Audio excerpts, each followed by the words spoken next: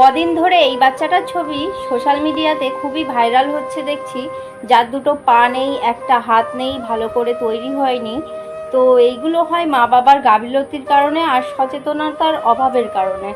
কারণ ওর মাটা দেখুন গালের মধ্যে সবসময় তামাক পান এইসব ভরে রেখেছে। তারপরে গর্ভাবস্থায় যদি ফলিক অ্যাসিডের ট্যাবলেট খেত তাহলে এরকম হতো না। তারপরে অ্যানোমালি স্ক্যান এগুলো করলে সহজেই ধরা পড়তো।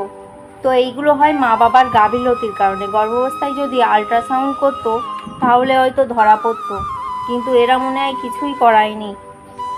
এখন বাচ্চাটার জীবন ওই অন্ধকারে ঢেকে যাবে, ওর ওইভাবেই সারা জীবন কাটাতে হবে।